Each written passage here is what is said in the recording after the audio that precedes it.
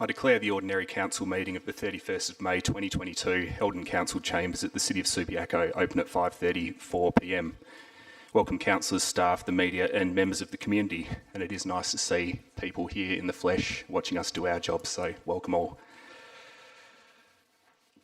I've also seen Dr. Katrina Stratton, MLA. Welcome, Katrina. It's nice to have some representation from other levels of government here tonight.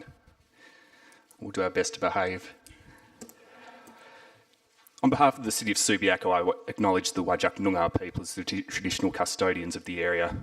We recognise their cultural connection to the land and waterways of Subiaco and their continuing contribution to our city. We pay respect to their elders past, present and emerging, and extend that respect to all Aboriginal and Torres Strait Islander people.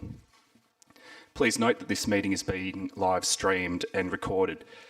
By being present at this meeting, members of the public gallery consent to the possibility that their image and voice may be live streamed to the public. Now you'll see that there's Zoom screens on show, and that's because we're still in hybrid mode, meaning that a number of councillors and staff will be attending this meeting electronically.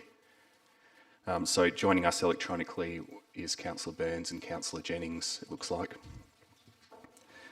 Okay, attendances, apologies and leave of absence. We've got a late apology from Councillor Angela Hammersley.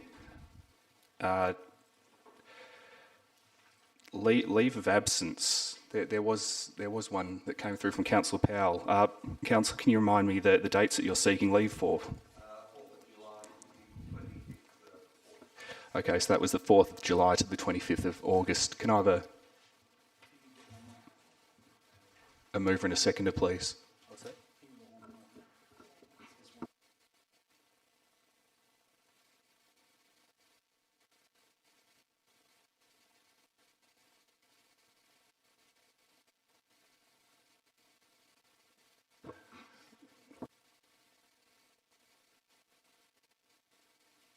Okay, a seconder for Councillor Powell's application. Councillor De Vries. Okay, I'll put that to the vote.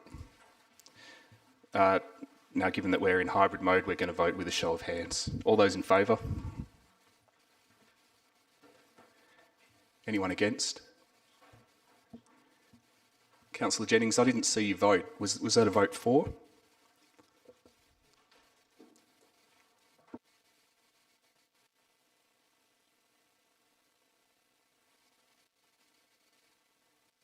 We'll call that carried. Okay, we've got a second request for leave, and that's from Councillor Gary Kosovich, requesting a leave of absence for the period of 22 July to the 4th of August 2022 inclusive. Can I have a mover and a seconder, please? Councillor Stroud and Councillor White. All those in favour?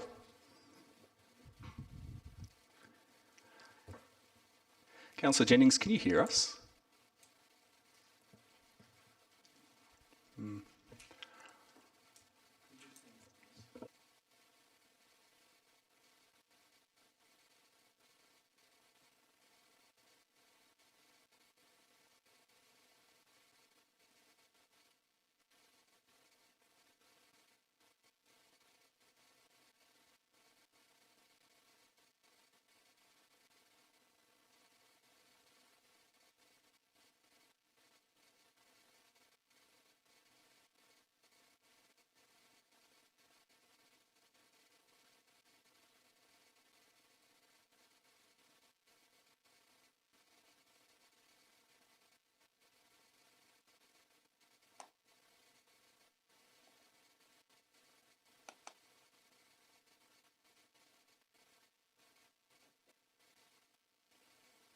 Mayor McMullen, have we lost all audio? Means We can hear you, Councillor Burns. everybody always can, thanks.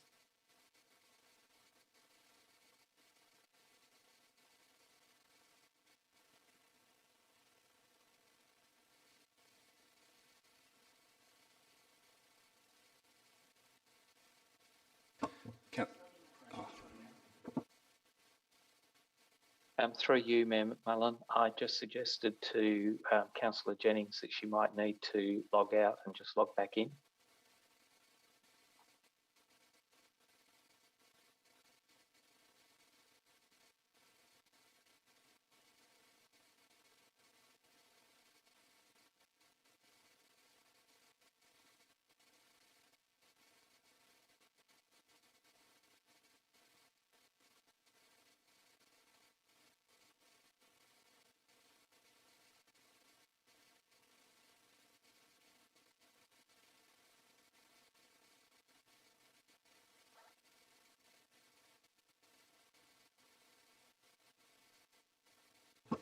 Councillor Jennings, can you hear us now?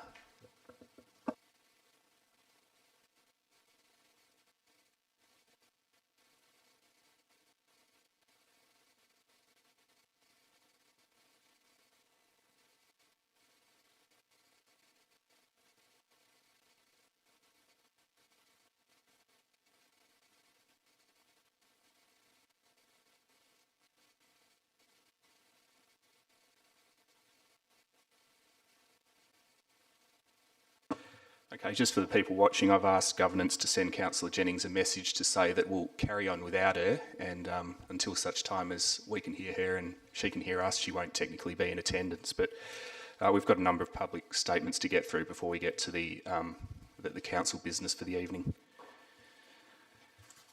Okay, so we'll just take the vote again on Councillor Kosovic's leave of absence, and we'll do so in the knowledge that Councillor Jennings isn't listening. All those in favour? Councillor Burns, is that a vote for or against? Okay, we'll call that carried.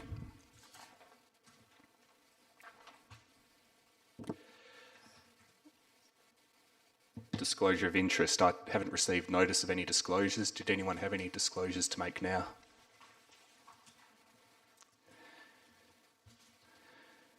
Okay, there's been no public questions taken on notice and no public questions submitted this evening, so that brings us to public statements. We've received a number. There's about 17 that have been submitted ahead of time, which is it's quite a lot, so we'd ask that everyone stick to time, which is 3 minutes. So at 2.5 minutes you'll receive a beep to let you know that you've got 30 seconds left to speak, and at the 3-minute mark your microphone will get cut off. Okay, the statements relate to items C1, C2 and C3, so we'll start with a statement on C1 from Christine Chong of Cross Street, Shenton Park.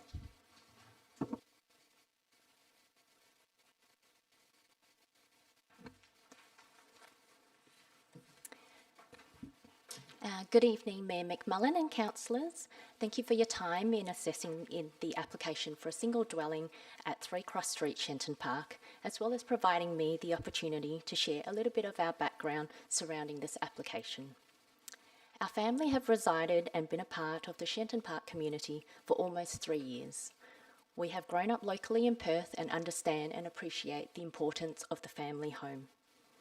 Our residential design reflects the desire for a long-term dwelling for our family to grow and to accommodate the changing needs of our girls as they progress through their educational years. In addition, the impact of the COVID pandemic has highlighted the need for the family home to go beyond just a dwelling, but also provision for recreational and occupational functionalities. We also felt it was important to respect the local area and its aesthetic, which is why we have consulted and sought advice from the city's town planning since the very beginning of our design process, commencing in July 2021. Our home design allows for the sense of the outdoors to be experienced within the home. We have made provision for multiple outdoor recreational areas for our children, their friends, and the adults too, to enjoy. A courtyard, a swimming pool, a front veranda, and a front yard. The extent and scale of change from initial design to current reflects our desire for compliance with the design principles and recommendations by the city. We have spent many hours in consultation with town planning and are most appreciative of their input during this process. We hope that it is evident from the initial design plan to the most recent dated 25th March that we have been respectful of the City of Subiaco guidelines as well as responsive to all the suggested amendments. I thank you again, Mayor McMullen and councillors, for the opportunity to speak tonight, and we are most hopeful for a favourable outcome. Thank you.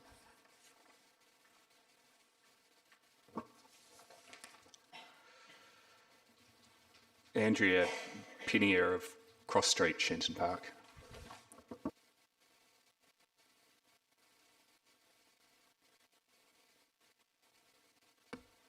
Good evening.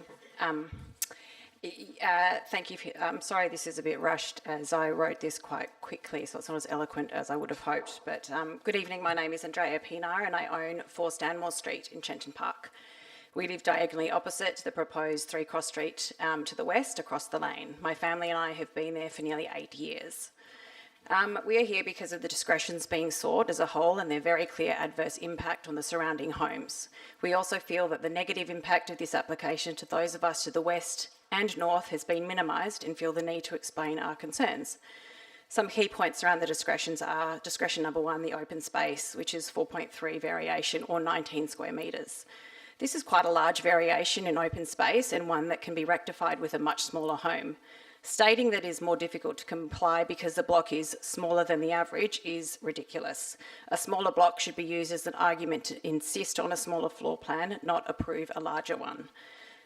Our objections are based solely around the sheer bulk of this home. Put simply, the home, if approved, would be 418 square metres of floor space on a 420 square metre block. These proportions are similar to high-density living and not R20 zoned properties. As a reference, the average size of a 4x3 bath home in Australia is approximately 235 square metres. This means this home is about 180 square metres larger than the average 2-storey home, which is almost an entire single-storey home over the average. This is not even taking into account the size of the block. This size home in a larger block would be fine and would not have created the number of issues and discretions being sought. When compared in reality to the homes in our area, there is not a single example or precedent that I could find of a home with a floor plan this large, let alone being built on such a small block. For example, 4 Stanmore Street, 2-storey home, 306 square metres on a 420 square metre block. 6 Stanmore Street, 2 storeys, it's just being renovated, 220 square metres, 420 square metre block. 7 Cross Street is a 2-storey home. It's 315 square metres on a 420 square metre block. 12 Stanmore Street is a new build that hasn't been built yet, but that will be 270 square metres on a 420 square metre block. And then 111 Keatley Road is a single-storey split-level block. It's 268 square metres on a 450 square metre block. These are just some examples. I also searched homes that have been sold in the last 12 months in Shenton Park and Subiaco, and I couldn't find a single home as big as the one that they want to do. One of the largest I found was still only 366 square metres, but that was on a 650 square metre block. There is a reason I couldn't find a home that large in our area, and that is because the zoning and design principles are supposed to prevent homes like this being built. They are supposed to protect the surrounding residents from the adverse impact of a home of this bulk and scale. We as residents rely on the City of Subiaco and the Planning Department to uphold these principles. The building height. That's your time. Take a moment to sum up. I know you've got a page left, which is probably too much, but see if you can tie things up. Okay, press the microphone, summarise, and then we'll hear the next statement. In summary, it's really just the size of that house. And what I didn't get to say is that Cross Street sits a lot higher than the Stanmore Street and Keatley Road to the west and the north. So single-storey homes on those streets already feel really high. So they're seeking height discretion, which would just mean it would feel like an apartment block. So that's really what our objection is. Thank you very much. James Roberts of Stanmore Street, Shenton Park.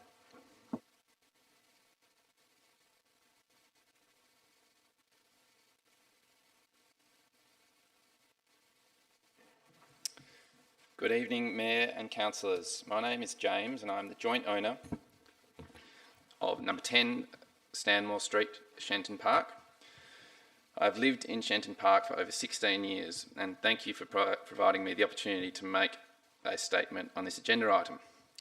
In summary, the proposed plans provide for a building that is entirely inconsistent with the context of the surrounding area and the broader Shenton Park precinct. And I do not consider, as is stated in the report, that this is generally consistent with the deemed to comply requirements. Each of the requested variations is significant in its own right. However, when taken together, all 3 variations mean that the bulk and scale of the property is significant. The variation will cause undue adverse outcomes for properties in the surrounding area, particularly those to the south and the west. While I acknowledge modifications to the plans have been made, these amendments do not address the significant open space, visual privacy and overshadowing issues. Turning to the specific variations where discretion is being sought this evening. The open space. As is stated in the previous submission, this is 4.53%. This is significant for a block of this size and, if approved, would result in a building that is not at all in keeping with the surrounding area. As is clearly shown in the north and south elevations, this is an absolutely enormous building, and 19 square metres for a variation is substantial on a block of this size. If approved at this scale, it will cause undue interference for adjacent properties on the lower lots of Stanmore Street and the property to the south on Cross Street. In recommending the open space variation, the report notes that there are many properties in the area that are constrained for open space. I find that statement to be inconsistent with other council policies and other development approval decisions. Yes, the statement is probably accurate, properties are constrained. However, the point is the owners have all complied with those requirements, and owners buy into the area knowing that the lots are constrained. So it is irrelevant that the average R20 lot size is 450 square metres, as is also stated in the report. The point is that the properties in the surrounding area are all 420 square metres and comply with these open space requirements. I also do not understand how it can be stated in the report that the proposal is considered to be consistent with the context of similar developments within the locality. There are only 2 similar development applications in the entire Shenton Park precinct that are referred to in the report, and neither of these are in the surrounding area as defined in the report. There is simply nothing of this size in the area. Mr. Roberts, press your button and take a minute to sum up. Similar points on the height. I don't have a bigger problem with the height, but when you take the height into to context with the bulk and scale and the open space and the overshadowing, these all point to a development that is entirely inconsistent with the design principles. Thank you.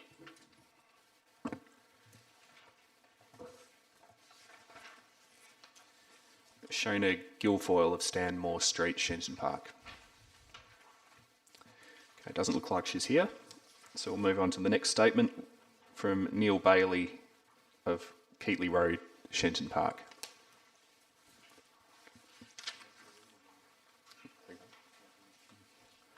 Okay, that's the statements on C1 finished, so we'll move on to C2, beginning with Petra Flory of Hensman Road, Subiaco.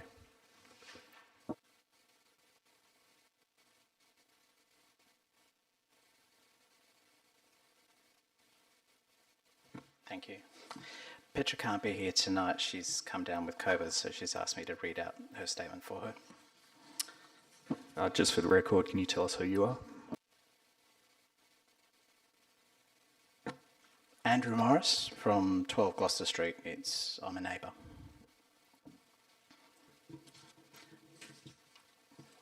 Okay. Good evening, Mayor McMullen and councillors. I'm the owner of Unit 1, 112 Hensman Road, immediately to the south of proposed development, and have lived there for 37 years. Thank you to the councillors and the press and local residents who have tried to help in this prolonged dispute. I strongly oppose the proposed development at 129 Heytesbury Road for the following reasons. 1. There is minimal change from the development considered at the February council meeting, just the addition of a sloping roof to the massive 6-metre high 2-storey development abutting my narrow lane. The development will still tower over my north-facing living and sleeping areas. What I find especially insulting is using the presence of our low native shrubs to justify this monstrosity. I am also aware that 2 stories are only permitted in Subiaco, where the additional height has no impact at all on the amenity of the adjoining properties. Number 2.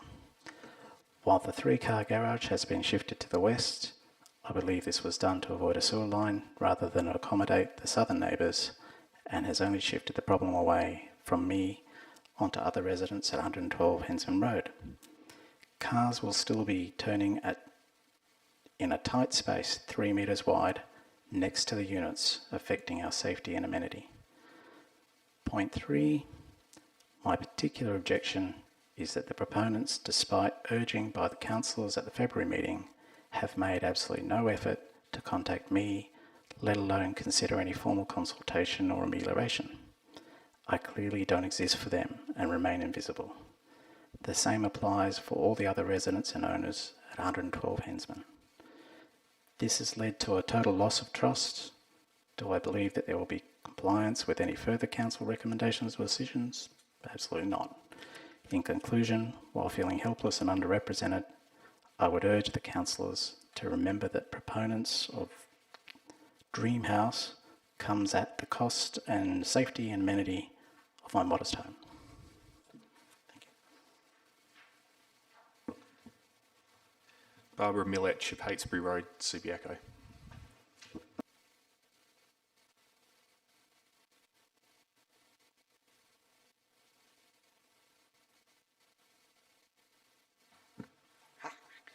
Good evening, and thank you for the opportunity to speak with you tonight.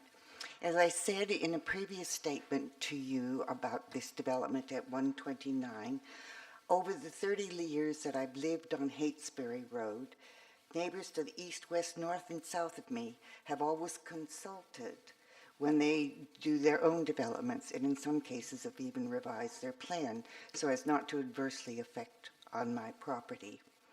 This sort of consultation has not occurred in the case of this development, so I'm doubly grateful to be able to speak with you tonight.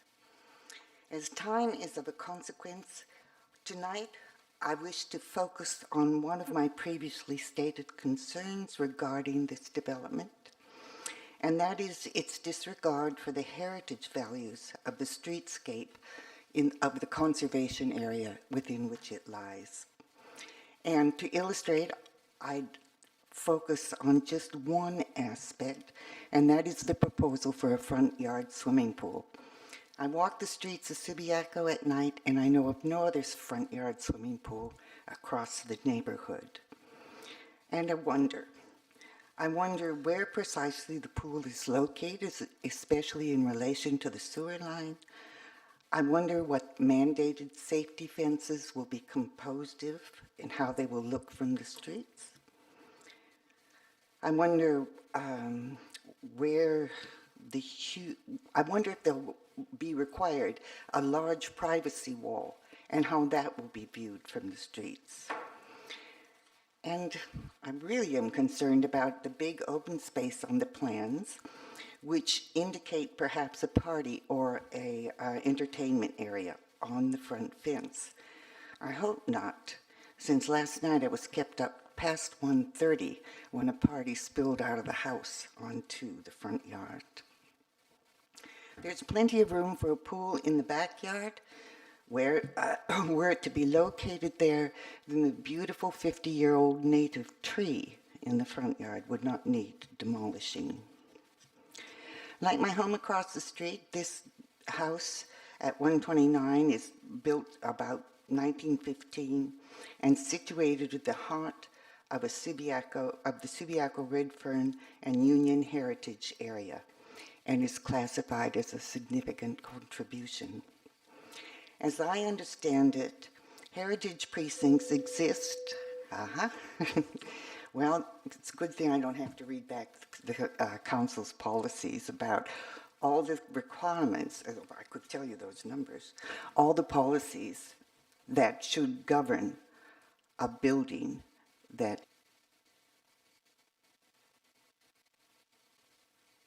Okay, just press the button and sum up.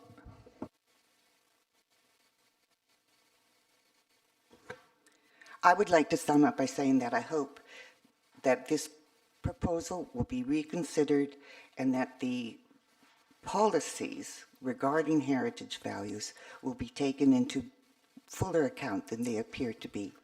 And finally, I'd like to say that though the impact of this building on primary and secondary streets are important to me, perhaps even more important is the way in which this development depredates on the livingscape of the neighbors to the south.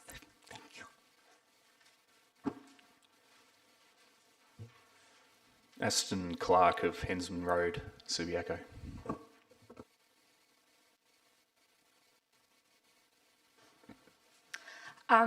Denny and Ashton aren't able to be here tonight, so they've asked me to read on behalf of them. What's your name and street? And I'm a neighbour that lives at 123 Heytesbury Road. I am an occupant of Unit 212 Hensman, facing the lane directly south, the closest unit to 129.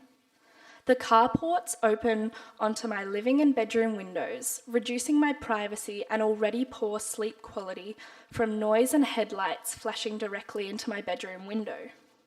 The huge building will tower over my unit, decreasing the amount of natural morning light entering my living and bedroom windows, also decreasing the value of the property.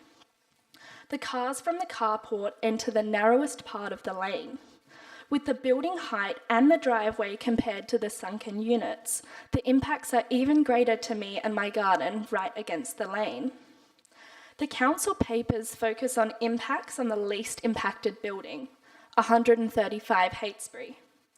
By comparison, there is very little on our units, which are much more severely impacted. Where it does mention us, many of the statements are misleading. For example, when at my entrance or my windows, you can clearly see that the shrubs to the north offer almost no amelioration.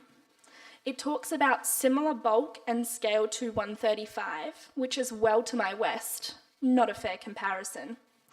It then mentions the extra setback of 0.1 metres, the width of a brick. It says this is an improvement. Really? I currently see open sky, a 1.8 metre high fence 4.5 metres away from me, and small natives. In future, I will look at a huge 5 metre wall that is only an extra 2.4 metres away. To put it simply, nearly 300% higher, yet only 50% further away. Impacts are compared to a theoretical 4 metre high wall, half a metre closer, not to what I currently see. Since February's meeting, it has shifted further west and now has greater impact on me. At no stage have the owners made any contact with me before, during, or after the last council debate. Finally, please note that nearly all of the unit owners and occupants of 112 are elderly or low-income earners. This proposal severely impacts some of Subiaco's most vulnerable residents. Thank you for listening to my statement.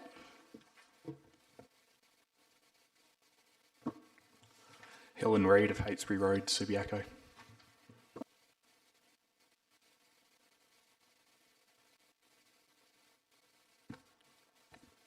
Thank you, Mayor McMullen and councillors. Firstly, Roger and I are grateful for the council's decision in February to not accept the planner's recommendation and force a rethink of the development of 129 Heytesbury. While the latest proposal does go some way to reducing the massive loss of amenity imposed on our family, it actually does little to reduce the impact on others, particularly those living in the units to the south. Throughout this process, we have been hampered by the fact that a non-compliant development in a heritage area goes out for public consultation without the public having access to an assessment of the development's compliance with the planning rules and without a comprehensive heritage impact assessment. As a result of this, we have had to take technical advice from planning consultants in order to be able to make fact-based submissions to council based on the rules. But many in our community don't have the funds or the technical or digital skills to be able to understand the impacts and make informed decisions. I know this particularly in my role as a Director of Council on the Ageing, the peak seniors body in Western Australia. Instead, community members are dependent on the planners and on council to represent their interests and inform them where the development does not comply with the rules. So in considering the proposal this evening, I'd ask that you note 4 things. Firstly, 2-storey developments in this heritage area are a privilege, not a right. The various planning codes and rules make this clear. In asking for approval of what is clearly a 2-storey development to the rear, The proponents are required to ensure there is no adverse impact and loss of amenity on adjoining properties to be granted this privilege. 2. While we have had our loss of amenity reduced following the intervention of Council in February, the loss of amenity for our neighbours at the rear remains real and largely unchanged. 3. Given both the scant details in the plans, we feel vulnerable to future variations during and following the building approval process, particularly as there is no transparent process for the handling of such variations with impacted neighbours. And finally, Council has the tools and resources to direct a development outcome which is for the good of the community as a whole. In this case, that means ensuring that the largely elderly residents in the units on the southern side are not adversely affected and further disadvantaged. Thank you.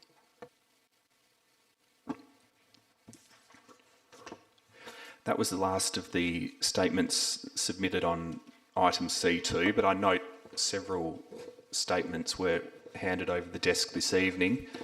As per our usual procedures, I'm not going to allow those to be read out because they weren't properly submitted within time, but I'll just acknowledge that the City has received them. Those submissions were from Nancy Cornish, who's an owner of a unit directly to the south of the proposed development at 129 Heytesbury Road, and that was a statement against the proposal. We also had a statement from Doug McInnes, who's an owner-occupier of a unit which lies to the south of the proposed development at 129 Heytesbury. That was also a statement against the proposed development. We had a statement from Catherine Sayers on behalf of the Subiaco Tree Canopy Advocates. There's a number of reasons why Ms Sayers sees the development at 129 Heytesbury Road as being an issue. A further statement on 129 Heytesbury Road from Tim Levy. Okay, that one's quite a bit different. It's from Nikki and Tim Levy. There's a bit of information about the proposed development, and look, I don't recognise the name, but judging by the statement, I'm sure that they're the owners of the property in question. Okay, so that's the statements on C2 out of the way, which brings us to C3. We'll start with Helen Bigland of Wayland Road, Shenton Park. Okay, looks like she's not here. Josephine McPhee of Morgan Street, Shenton Park. This one won't take very long.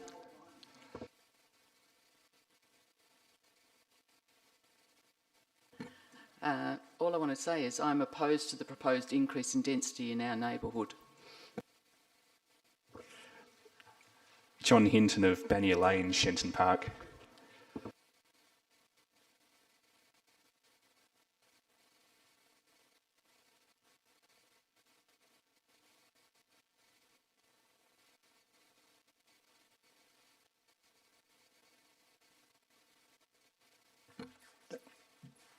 Yeah. Thank you, Mayor and the councillors. Just a few thoughts of my own. I strongly oppose the application to further modify the rating of the properties on Wayland Roads for the following reasons. 1. The LPS 5 document is a result of comprehensive investigation and discussion of the final form of Shenton Park for the foreseeable future. It was the best that we, the ratepayers of Subiaco, could achieve under the previous mayor. 2. The supposedly finalised format of the current version of LPS 5 is already under significant and destructive attack at the behest of Minister Safiotti. Consider the extra stories on Subiaco 1 to satisfy Blankburn's hand-wringing and the gross indecency of the monstrosity arising on Evans Street, destroying the everyday life of the neighbours. 3. It has become all too clear that the McGowan government has used the excuse of COVID to attempt to legitimise the use of DAP and or the minister to override the carefully considered regulations covering the design, positioning and construction of high-rise buildings. This arrogance appears to partially be due to the necessity to force greater use of the over-budget, late, underutilised, inefficient and expensive Metronet. I would refer you to the Auditor General's report on Metronet and the buses, in which he says that the efficiency has fallen 28% over the previous 10 years, and also the original letter that we got with the proposal, the letter of the 13th of April of 2018, stated the state government is seeking to increase the residential density within station precincts to enable more people to make the best use of the public transport network and to boost boarding numbers to ensure the viability of the train station. As a result, the WAPC has proposed an increase in densities in your neighbourhood. In other words, it says, this isn't for you, this is for us. So that is sort of the basis of some of my objections to this. Understanding that applicants are attempting to salvage something from this gross attack on them by the government, it is nevertheless liable to set a precedent for further destruction of Subiaco. The city had, and probably still has, the second highest concentration of apartments in WA, with 31 persons per hectare in Shenton Park, reported in the papers supporting LPS 5, and the online Subiaco site says... Mr. Hinton, that's your time, but take a moment to sum up. In summary, I oppose it for the reasons that I have given. I congratulate the council and its staff for their approach to these matters, and I trust that we will keep, fending off these attacks on Subiaco and its people and its whole lifestyle by the McGowan government. Thank you. Christine Martin of Morgan Street, Shenton Park.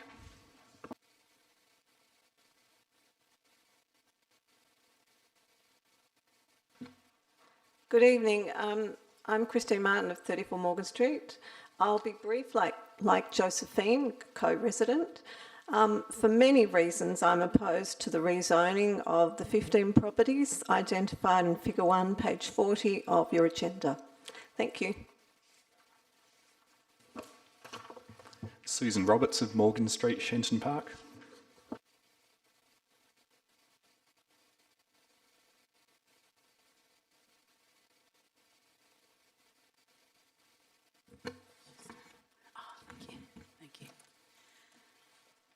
Good evening. I've lived at 28 Morgan Street since 1974, and I wish to say I do not wish my zone to be changed or to be upcoded in any way. Thank you. Amanda King of Morgan Street, Shenton Park.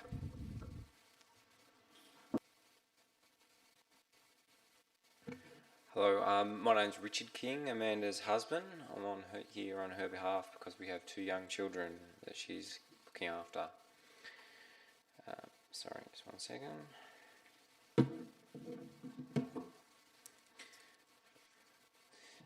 We are opposing this amendment to number 2 as we do not want our street to become a busy thoroughfare as we have young children.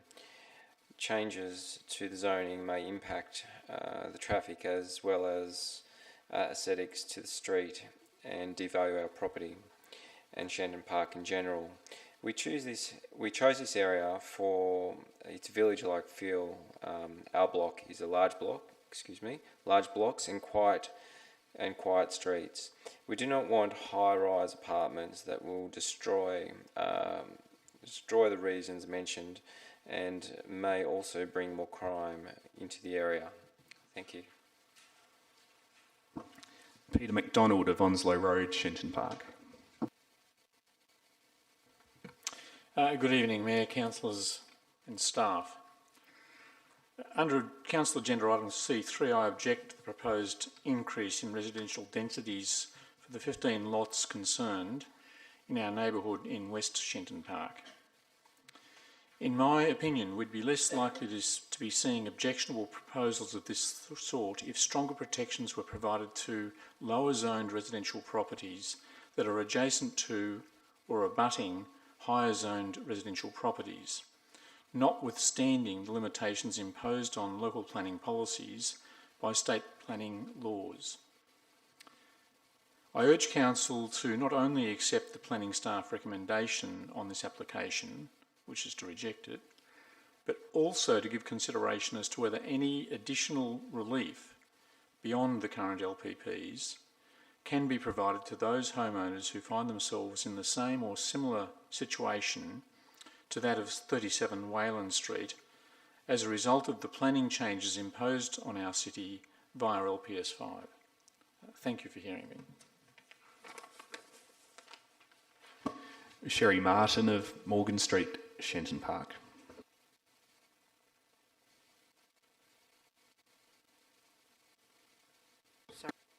Good evening, Mayor, Councillors. My name is Cherry Martin and I live at 25 Morgan Street, opposite the proposed rezoning of 15 lots by means of proposed amendment number 2. I previously lived at 26 Morgan Street where I restored the property over a 10-year period. This property is included in the proposed amendment. I oppose this rezoning application as I believe it is an overreach, a significant overreach.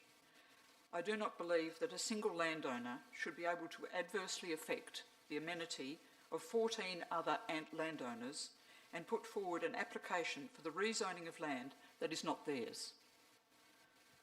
I accept that the law allows this, but that does not make it equitable. It does not accord with orderly planning processes. Whilst I understand that the owners of number 27 Wayland Road feel aggrieved that their property abuts higher density, they are, with their application to rezone the rest of the block, potentially imposing higher density on all of their neighbours. The residents of this area have, on multiple occasions, made our position very clear, with our desire to retain the amenity of this single residential area and oppose the rezoning to higher density. I am asking the Council to oppose this amendment because it will destroy the amenity of the area. I am also asking the councillors to send as clear a message as possible in their opposition to this amendment in the event that this application is referred to the Minister for Planning. Thank you. That's the end of our public statements, and there's no petitions or approved deputations this evening. So, councillors, that brings us to confirmation of minutes of the previous meeting, that being the ordinary council meeting of the 10th of April 2022. Can I have a mover and a seconder, please? Councillor Kosovich and Councillor De Vries. All those in favour?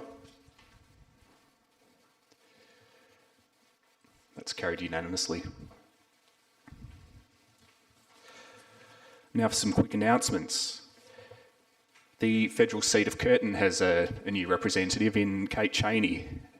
On behalf of the City of Subiaco, I'd like to congratulate Ms Cheney, and I understand the City's put a call into her people and will no doubt meet in due course to talk about how we might be able to work together for the good not only of Curtin but also the people of Subiaco.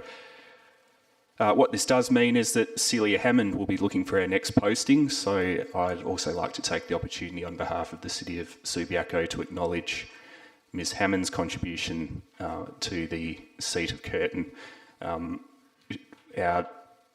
Our respective terms only overlapped for a reasonably short period of time, but I did meet with Celia on a couple of occasions, and she struck me as a very high calibre representative for Curtin, so no doubt she's the victim of a slightly odd political climate.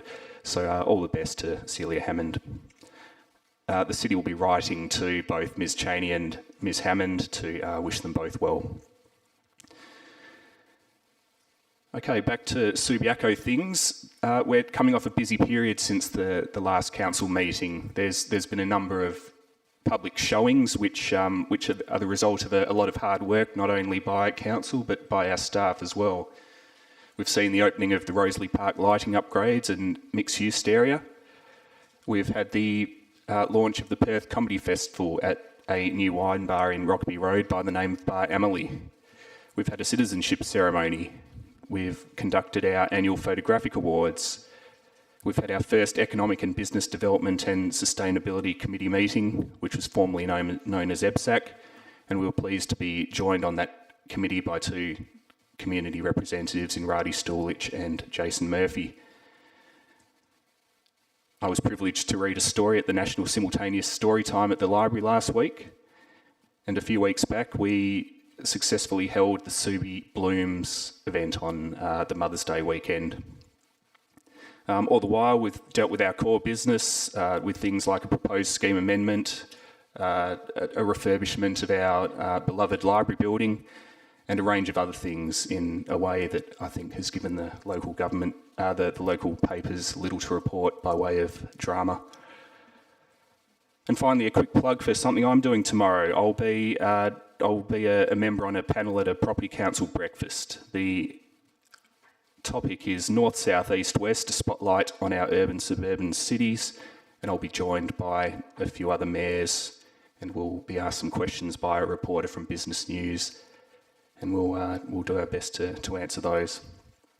I think there's one seat going, councillors, so if anyone wants to get a few hours sleep after tonight's meeting and wants to have an early start at Beaumont on the Point, the ticket's yours.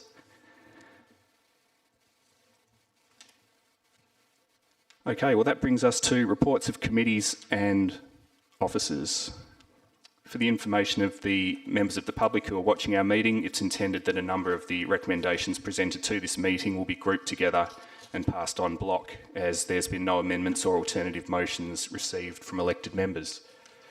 So far I've got a possible en bloc motion, and that motion would include items C1, C2, C3, C5, C7 and C9. Councillor Jennings, do you wish to pull one of those items from the en bloc motion? Yes, I do. Thank you, Mayor. C7, the library refurbishment. Okay, if there's no other items to be pulled from the en bloc motion, Councillor Stroud. Thank you, Mayor. I noticed you didn't include C10. Has that been removed? Good pick up, Councillor Stroud. Yes, it has been removed because the CEO intends to declare a financial interest, which we haven't heard yet, but we'll hear that immediately before the item. Okay, well, in that case, the en bloc vote will cover items C1, C2, C3, C5 and C9. C7's been pulled. Do I have a mover and a seconder, please? Hang on, Mayor McMullen, I'm sorry. Excuse me. Councillor Burns, did you wish to remove one of the items from the en bloc motion? If I'm correct, it's C1. There were a number of members of the public with an interest in this matter, and I can't see that it shouldn't be debated if I'm correct. Well, you're correct that there was some community interest in C1, but given that no one submitted any amendments or alternatives, that would suggest that we'll all be debating the same point of view, but yeah, you're welcome to pull C1 if you wish. I'm going to pull it just to speak to it very briefly. Thank you. Okay, can I have a mover and a seconder, please, for the remaining en bloc, Sorry, which is also- C. Leave it at that, thank you. You're going to pull C1 and... I was going to just C1, thank you. Okay, so a mover and a seconder for an en bloc motion covering C2, C3, C5 and C9. Councillor Kosovic and Councillor De Vries. Okay, I'll put that to the vote. All those in favour?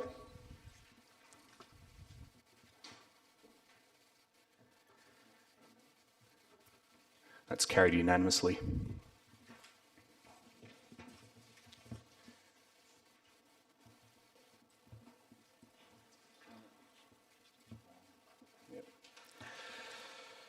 Okay, the members of the public who've made submissions on C2 and C3 might find that all to be a bit of an anticlimax. But what's happened is that the officer recommendations on each of those items comprising the en bloc motion have been carried by council without debate. We've done that on the basis that we've received the officer reports, we've read them, considered them, had time to ask questions. We've had an agenda briefing as well a week ago, and we've also received any community feedback that's come through over the past few weeks by email and other methods. So look, C3 is an interesting one, because what that means is that the city will not proceed to advertise the proposed scheme amendment. It's pretty clear that the amendment receives no support from the city's expert planners and also doesn't enjoy the support of this council. There's also significant opposition from the community. So it's the city's clear position and the community's clear position that this should be the end of the matter. We don't wish to see this progressed with the WAPC or the Minister. We spent significant time on the scheme a couple of years ago, and that's it. We don't expect private amendments that aren't supported by planning grounds. It takes up time and resources, and we've got a lot of other business to do for the good of the city. So on that note, let's go to C1, which was pulled from the en bloc motion.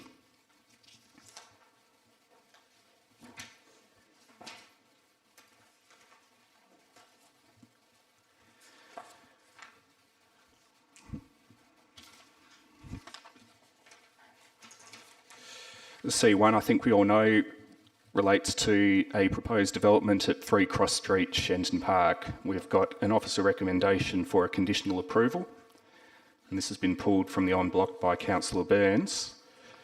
Before we hear from Councillor Burns, I'll look for a mover and a seconder for the officer recommendation.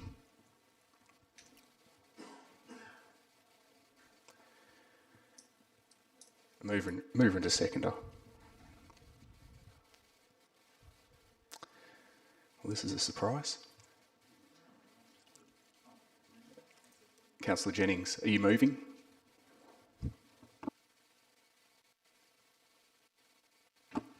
Seconded by Councillor Powell. Councillor Jennings.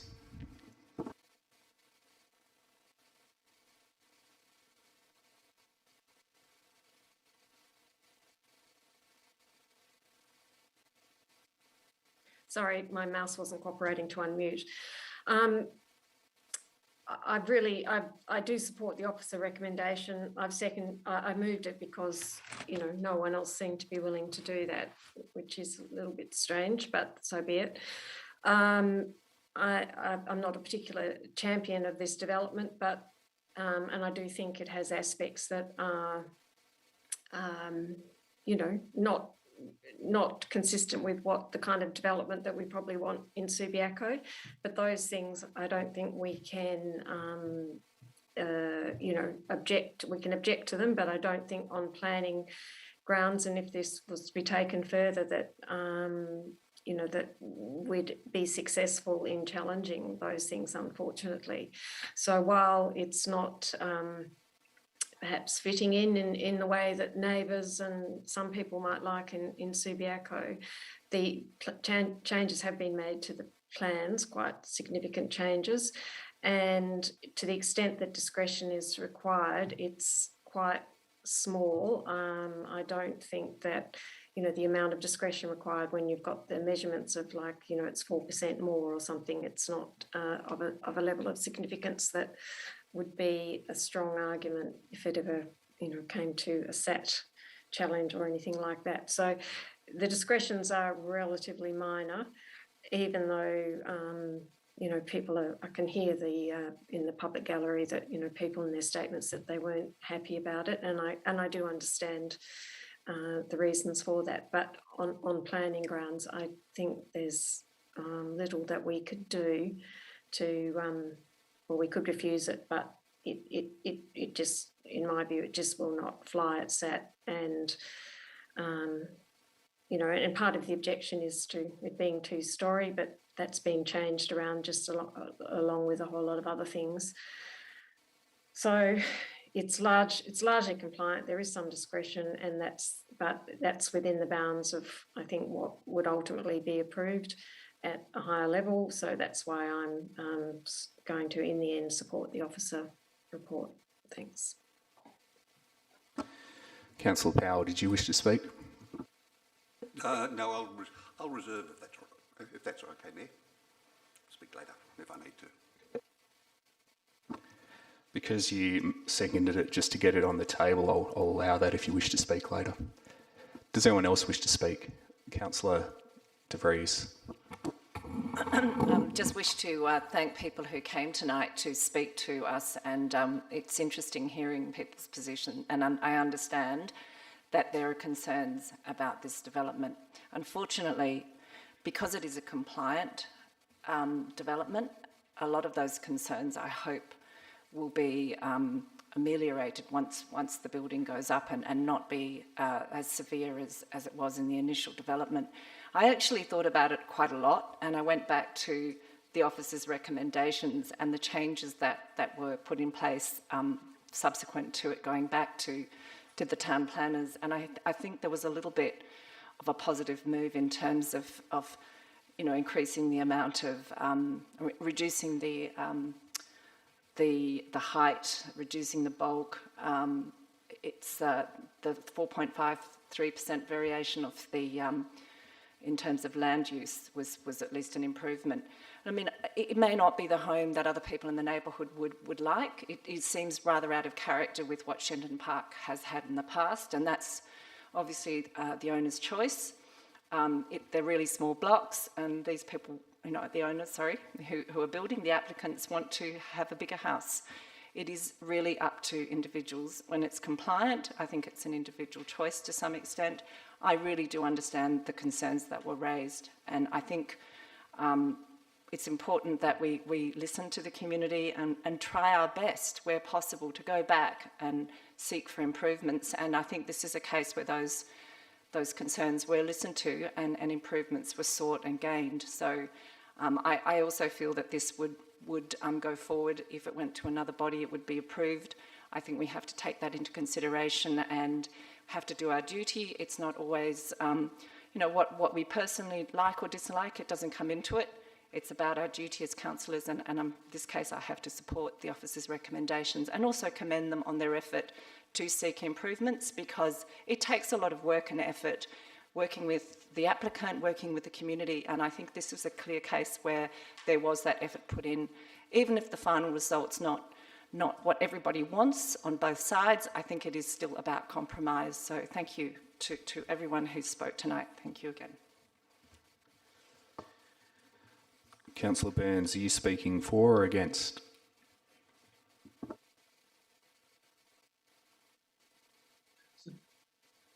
Against, you are. Yeah, I did. Yeah, you get better. Mayor McMullen. Okay, well, that would be a good time to speak then. Thanks. Okay, I'm sorry. Councillors, really, what I was going to say is almost been taken away from me.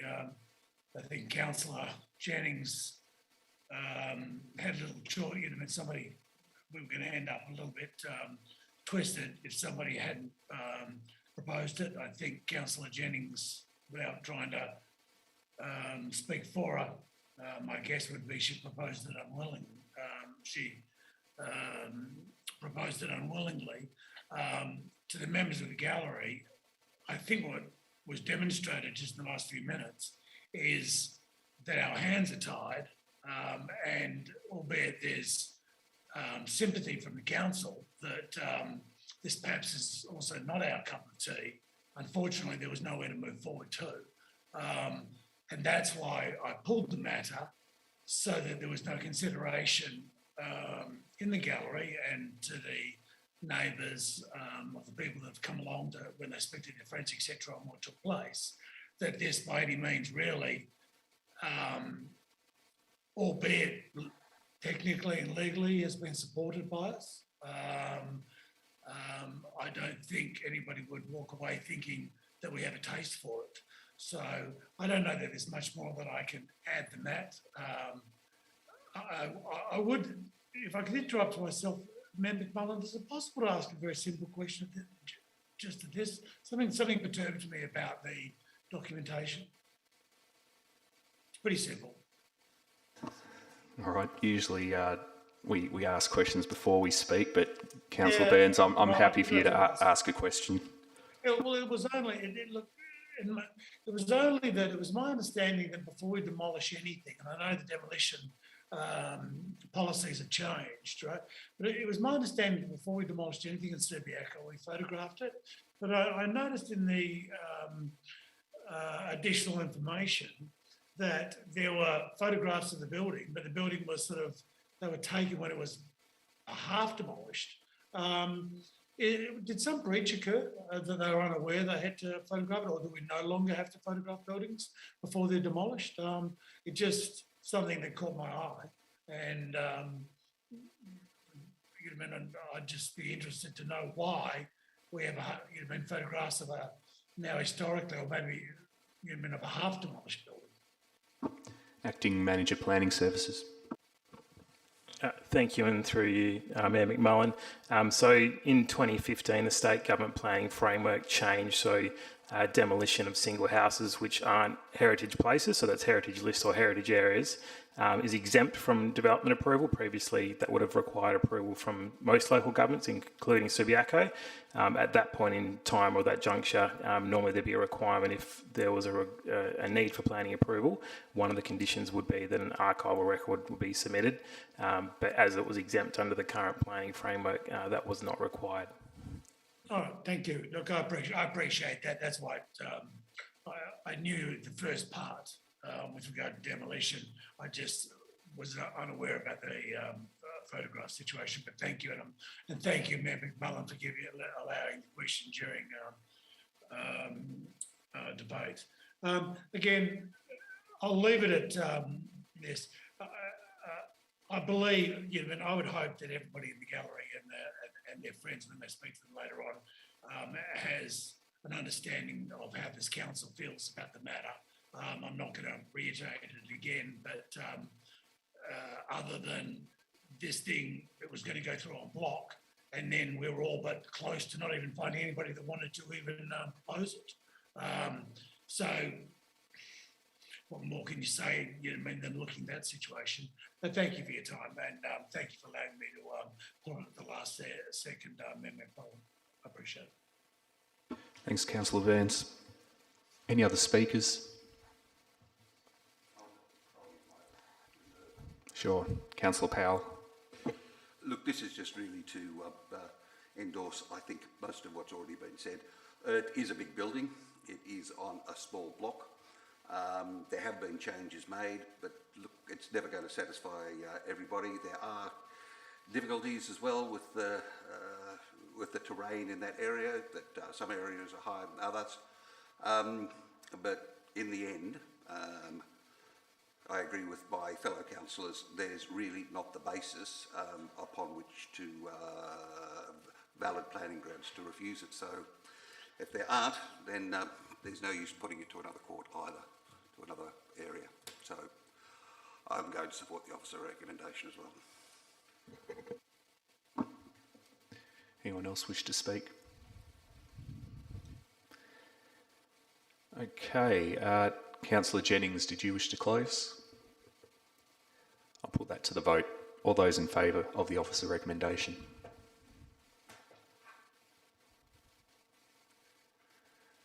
All those against? Okay, that's carried. Let me just count those people. 7-1.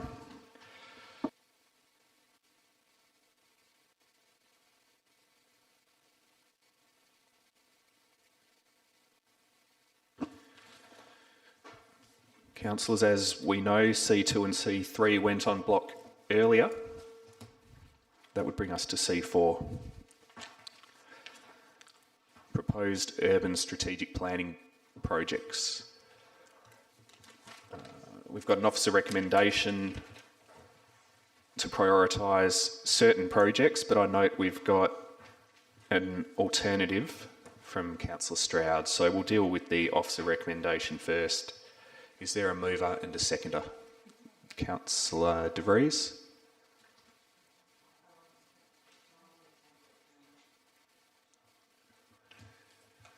Councillor De Vries, are you moving or withdrawing that? Okay. Are there any movers or seconders? Okay, that will lapse and we'll go straight to Councillor Stroud's alternative. Councillor Stroud will no doubt have you moving, and I'll be looking for a seconder for Councillor Stroud's alternative. Councillor De Vries. Councillor Stroud. Yes, thank you, Mayor, and I'm hoping I can thank Council for their support on this. As you can see, the staff response is also accepting of my alternative. To keep it really brief, staff were asking about our priorities on the Subiaco Activity Centre plan, which is a 10-year plan that will need revising in 27, and whether we put that first before a local development plan on Crossways and Coles. Now, the Crossways and Coles site, bounded by Barker Road, Rockaby Road, Bagot and Elaine, is a significant and strategic landmark site of also in the Subi Activity Centre plan. So it has to be done before the plan is submitted to the WAPC when it's revised anyway. My preference that I've put to you tonight is that we get on and do this local development plan now. We obviously have a very large stakeholder in Crossways and who have bought Coles. And as many of you be aware, this site has remained empty for just too long. Certainly most of the career of myself on council. We would love to see this site activated. At the very least, we'd like to see it occupied and for future development. It is the hope that if we get on with our local development plan, we will set in place the planning controls for this area, which is not without some controversy, as been proved in the past, because the city is a stakeholder. They own two parts of a car park. The Coles site owns a middle part, and we have a lot of very significant fig trees. So we need to really understand the future of this, how we're going to make it work, and so on. So I recommend this turnaround of priorities.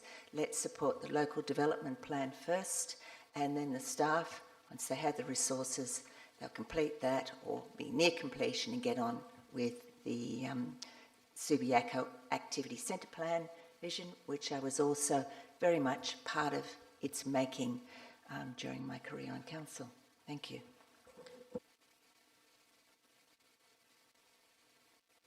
Councillor De Vries. Yeah, thank you. I'm endorsing Councillor Stroud's proposal because I understand that this is an area that's going to be very important to the business district and an exciting area that we're already doing quite a bit of work in the Subi Pop area around there. So I think it does seem to make a lot of sense. I'm not as experienced as Councillor Stroud in understanding the area, but I do feel that there's a lot in the works that could be changing in the next 5 years. So looking ahead at the precinct plan, or the Subiaco's,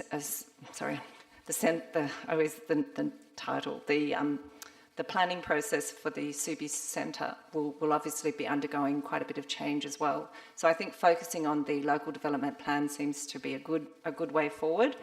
And I also see that really staff do endorse that view as well. I don't think there's any disagreement from staff. I think it was, in our discussions, it was clear that either pathway would be good. So I feel as if it's just making a choice, and we've been asked to make that choice, so I support this alternate. Thank you. Any speakers against the item? Okay, it looks like there's no need to continue debating, but I will give anyone who wants to speak the opportunity if you do want to speak in favour of Councillor Stroud's motion. Otherwise, I'll put it to the vote. Good. Okay, Councillor Stroud, did you wish to close? Right, I'll put it to the vote. All those in favour? Carried unanimously.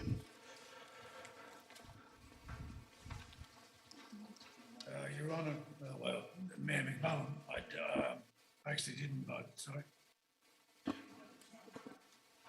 Okay, what did the hand mean? Okay, so you didn't vote for. Do you wish to vote against? Yes. Okay, well, we'll say that that was carried 7-1. Thank you.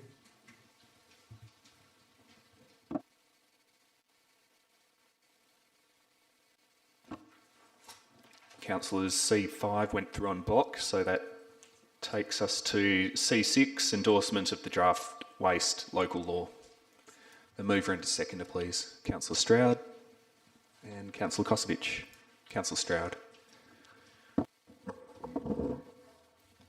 Thank you, Mayor. This had to come off block because it requires an absolute majority. I believe there was sufficient discussion at the briefing forum, so I'm happy to put the motion, or at least, let's see how we go. If there's any more debate, I'll respond to it, but otherwise I'm happy to see the vote. Thank you. Councillor Kosovich, did you wish to speak? Unless there's anyone who wants to speak against the recommendation, I'm going to put that to the vote. All those in favour? That's carried unanimously.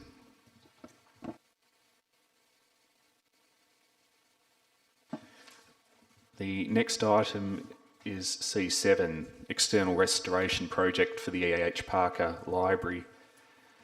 That was pulled on block at the request of Councillor Jennings, and presumably that's in part because Councillor Jennings, you proposed to move a small amendment from the floor, as I understand it.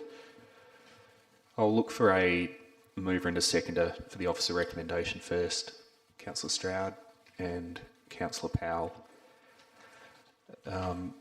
Councillor Stroud, did you wish to speak? Yes, thank you, Mayor McMullen. I wasn't actually expecting to speak because I did think this would go on block. However, it is probably worth pointing out to those who are listening that this is a big commitment by the city. It's a $1.5 million project. As you well know, we've walked around it and discussed it on one workshop, we put it back to another. There's been a number of emails about it, especially by myself, just nutting down to the detail of it.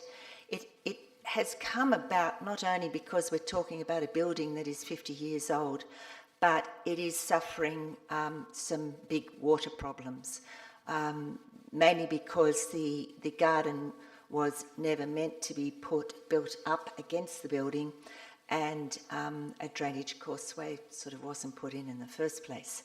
The $1.5 million sounds like a lot of money, and I'm sure members of the public that we have gone over this pretty finely, and it will come back to council in terms of the tender status for the future renovations and so on.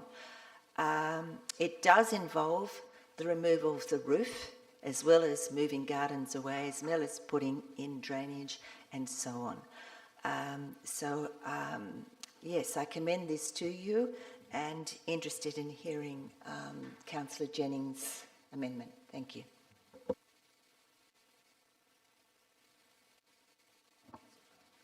Councillor Powell, did you wish to speak?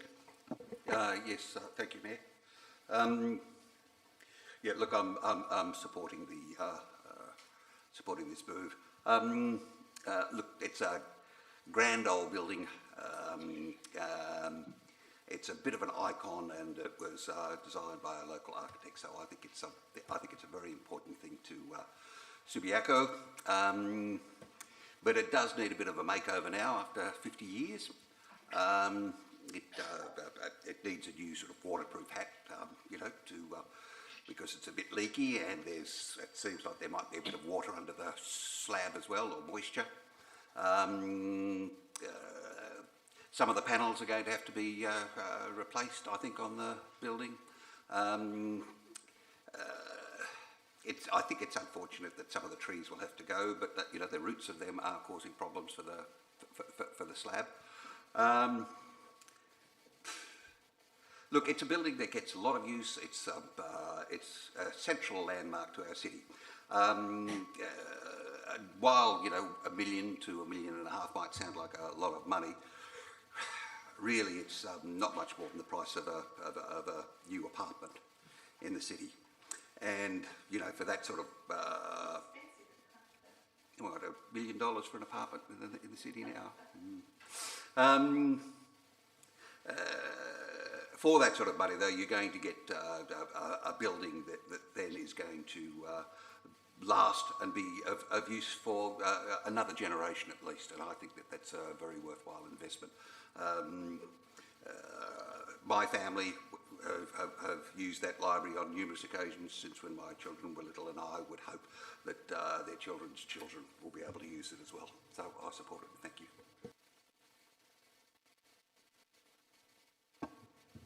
Councillor Jennings, did you wish to explain the small amendment that you want to bring?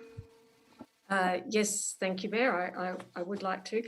I hope that everyone received I did send an email around this afternoon, just after 1 o'clock or so, to all the elected members. So I hope that you all had a chance to look at that. But if you did not, the amendment I'm proposing is to the substantive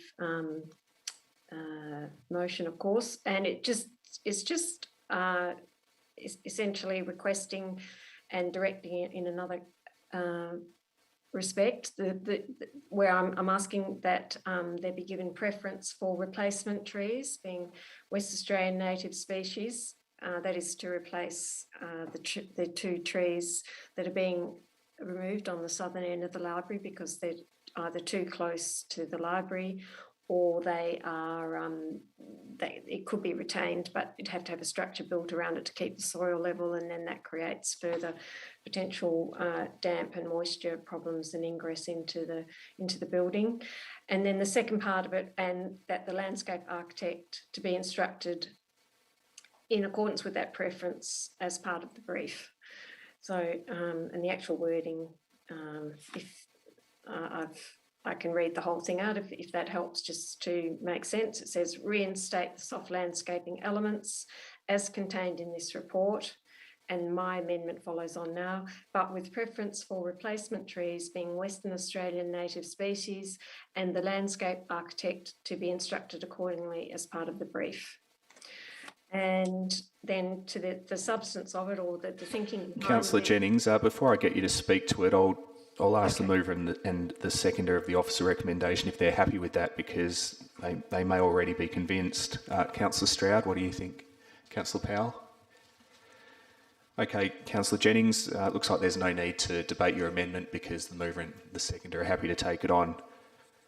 So what I'll be looking for now is a speaker on the amended officer recommendation. We've had 2 speakers for, so looking for any speakers against at this point. Councillor Burns, are you speaking against or just wishing to speak? Against,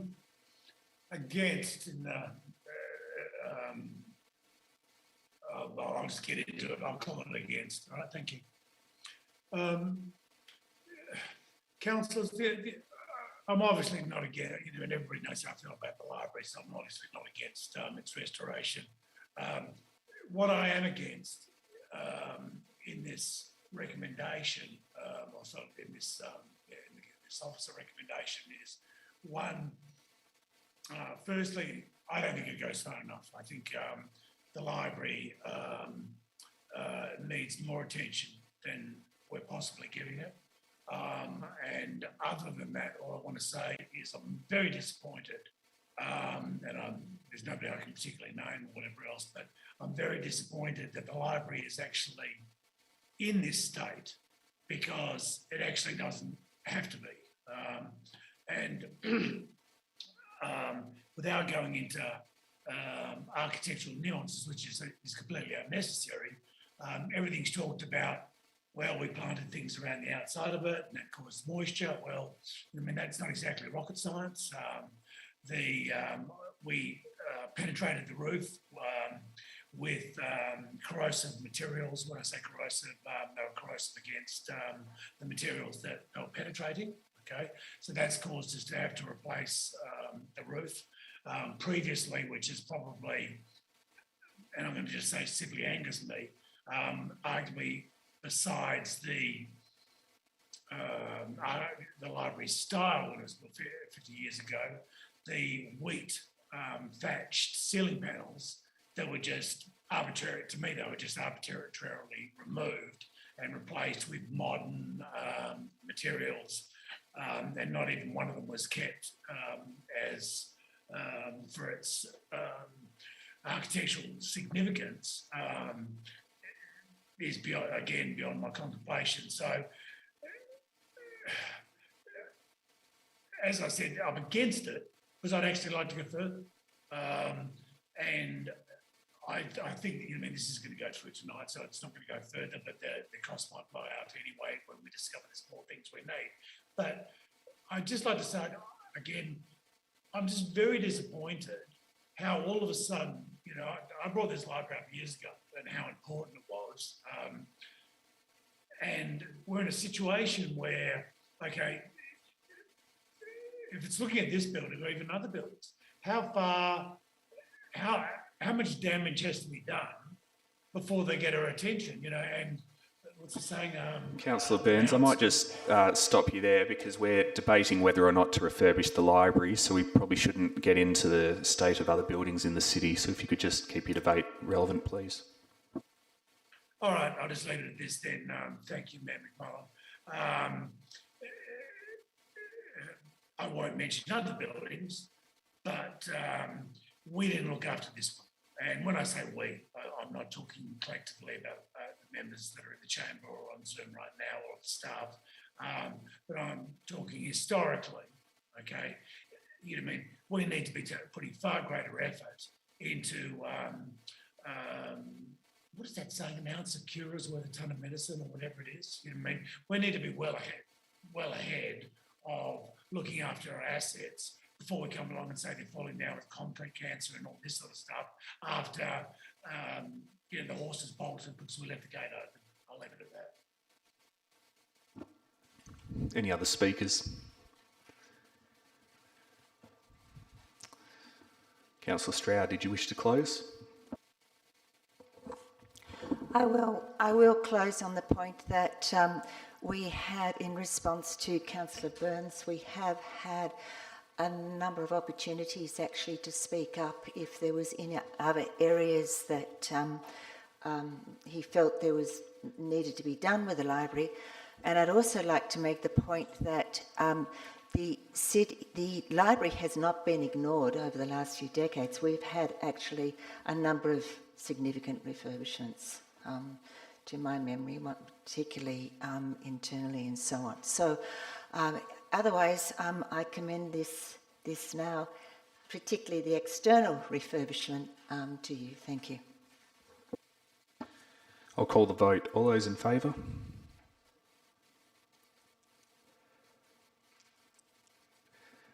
Councillor Burns, you've got your hand up, and I take it you're not voting for. There's not an opportunity to respond to Councillor Stroud. No, okay. I'm voting for it, but I have a right to make a point of clarification to what was just said about me. You can offer a personal explanation about something that was said about you. Yeah. Okay. Look, I'm sorry. With due respect to Councillor Stroud, okay, telling me that I had every opportunity to add other things right now, and it has been looked after in the past, etc. Right? That's her personal opinion, right? She's not an architect. And tossing things back at me like that, right, is untoward, and I also find diminishing and demeaning, right? And if she wants to cite an example, she can, but I'm just acknowledging the fact that I solely and wholly disagree with her comments that she just made in closing with regards to my point about a building that I absolutely love. Thank you. Okay, so the item was carried unanimously. The next item is C8, review of the Register of Delegations and Authorisations. This wasn't part of the en bloc because it requires an absolute majority. So I'll be looking for a mover and a seconder for the officer recommendation.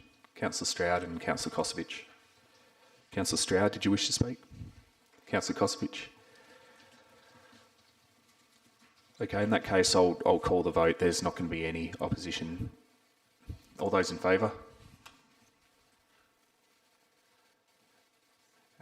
Okay, there's not going to be any votes against. Councillor Jennings, we've just taken the vote on C8. Are you in favour? Okay, it's carried unanimously. C9 was carried en bloc. Yeah. So now we're about to go on to C10 and the CEO has a disclosure to make. Thank you, Mr Mayor. Yes, in relation to this report, it deals with appointing panel members, those being elected members, to assist the City's consultant to undertake a review of performance for 2021-22 and recommend key performance indicators for 22-23, which was relating to my role at the City of Subiaco in accordance with my employment contract and other legislations. That's a financial interest, and I will leave the room.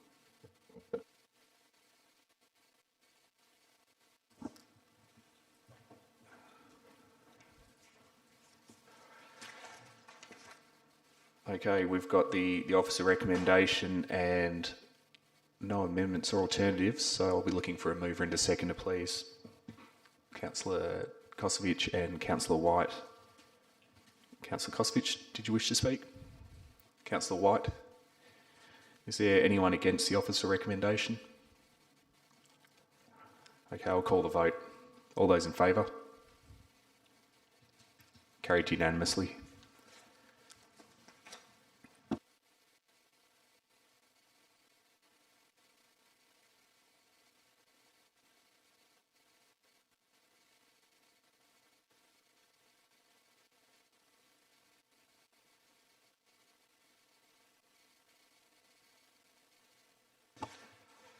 And that brings us to elected member motions, of which previous notice has been given.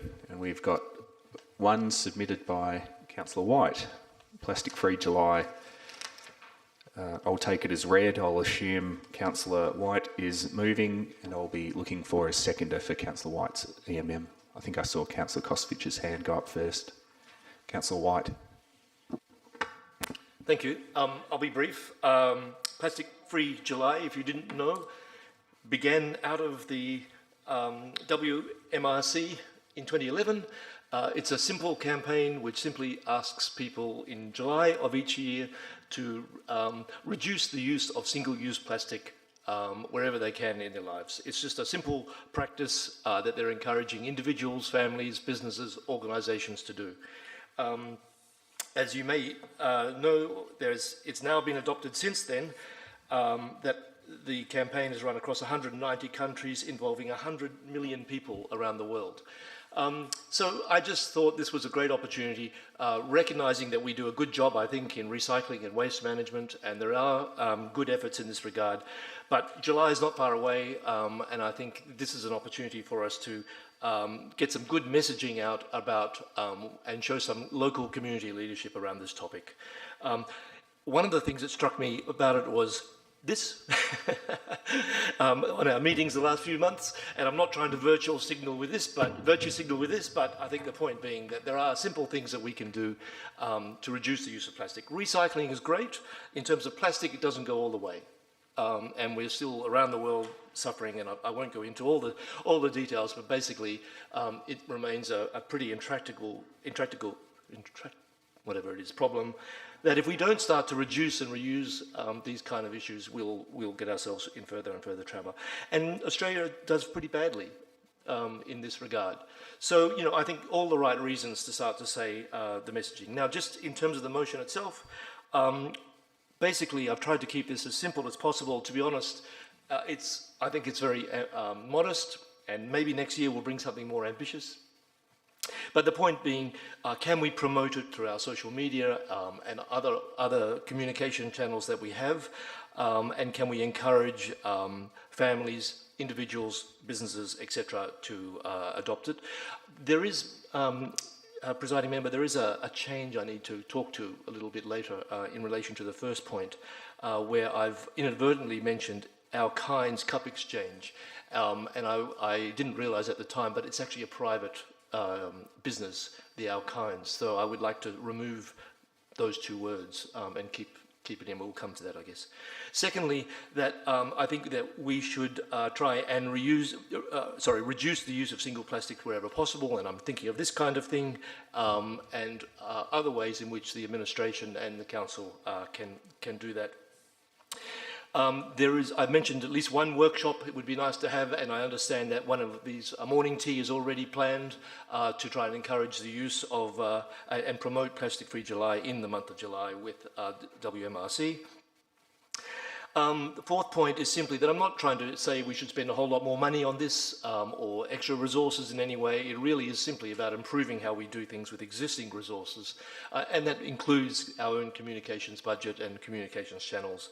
And finally, that we as councillors, elected members, could, through this motion, say we will, wherever possible, attempt to reduce the use of single-use plastic ourselves. This is not saying that you might find yourself in a coffee shop and you won't have your keep cup with you, and therefore you can't buy a coffee or if you want to take it away.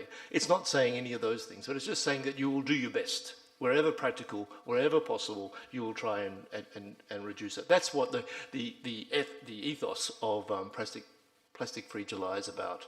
So I'm really just encouraging all elected members just to get behind that as well.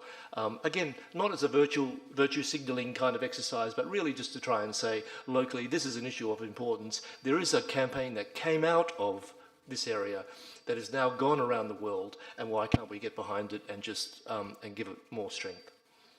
Thank you. Thanks, Councillor White. We'll take the words "our kinds" as removed from the EMM because it's yours after all. You can do almost anything you like with it, really. Councillor Kosovic, do you wish to speak to the EMM?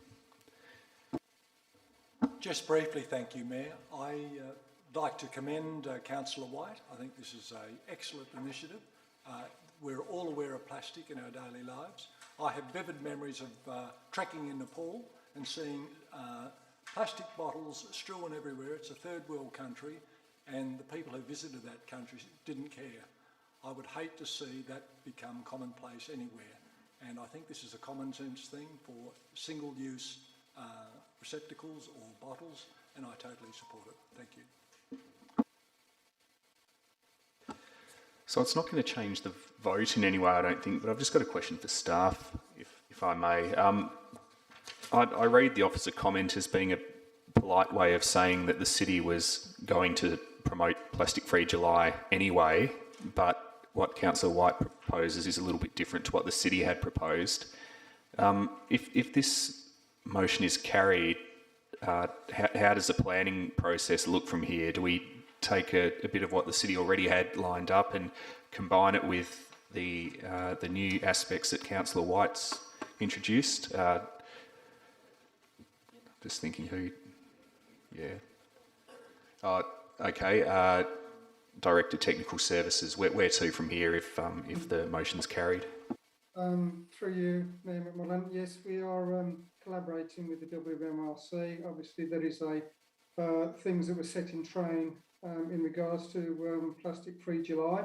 We'll certainly take on board all those items that will be put forward by the elected members' motion this evening, and we'll combine them and work with Plastic Free July and also the WMRC to enhance what we had already put in train.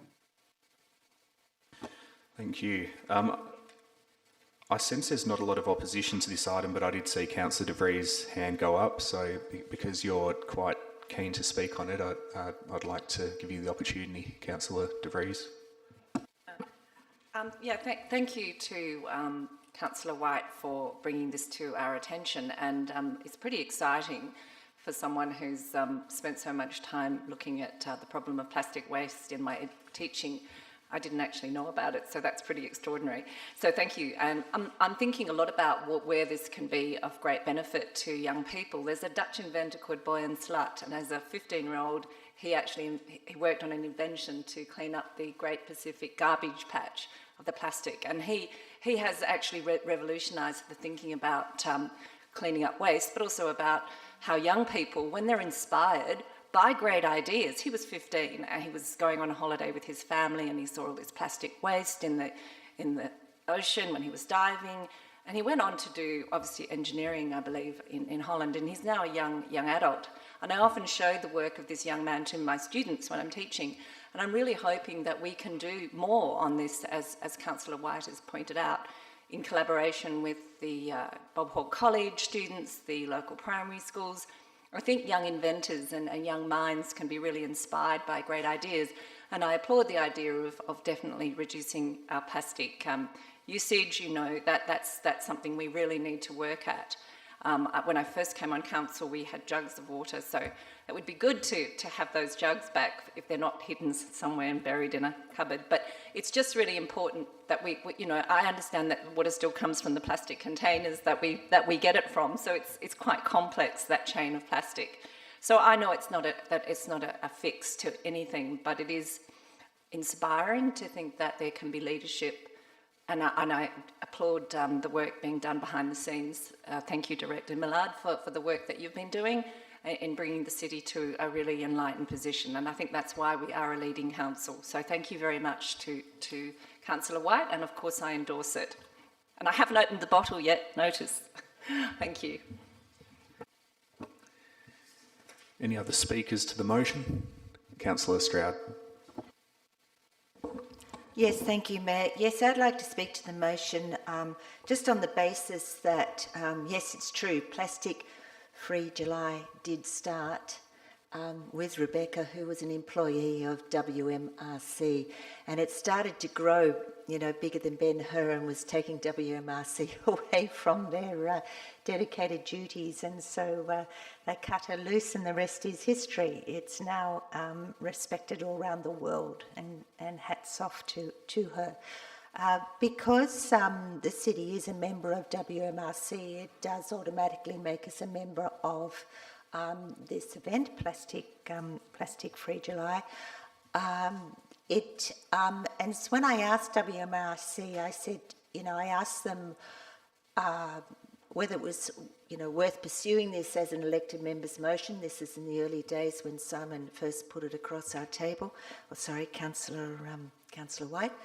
And their attitude was, yes, as much as it can be promoted, the better. To have it on an elected member, as an elected member on the City of Subiaco agenda, may encourage it to go on other agendas in local government. Their only advice was, you know, work with them, don't try and work against what WMRC is doing, but our director is well and truly on board with that. So I do commend this item to Council. Thank you, Councillor White. Any other speakers? Councillor White, did you wish to close? I'll put it to the vote. All those in favour? Carried unanimously.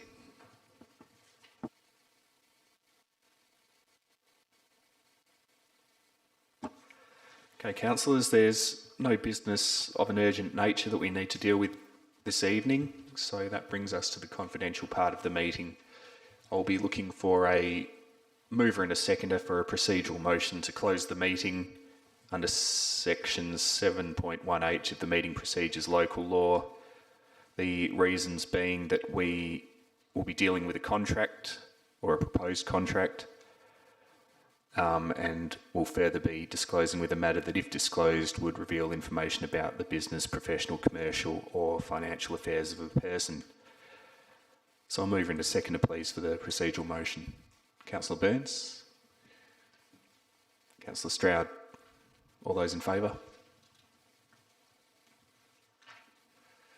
That's carried unanimously, so we'll now switch off the live feed.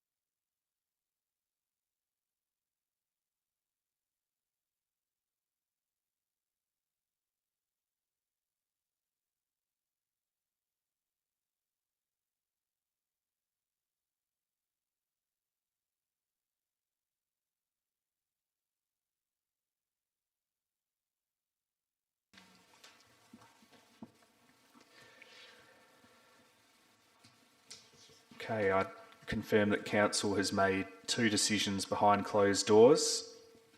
The first is to approve a public art project outlined in a report which still remains confidential, and to allocate $100,000 from the Public Art Reserve to the financial year 2022-2023 budget in order to deliver the public art project.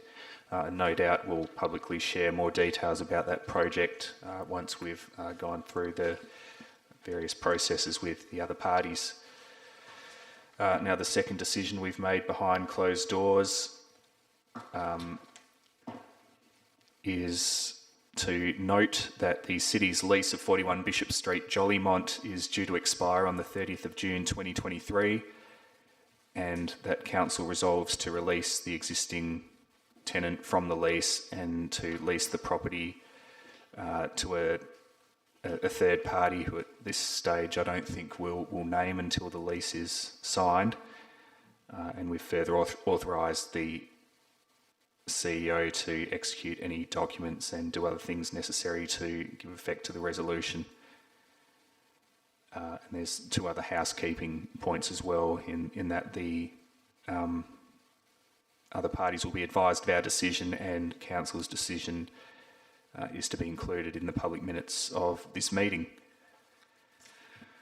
Okay, there's no further business, so I declare the City of Subiaco Ordinary Council meeting of 31 May 2022 closed at 10:32 p.m. Thank you, councillors and staff.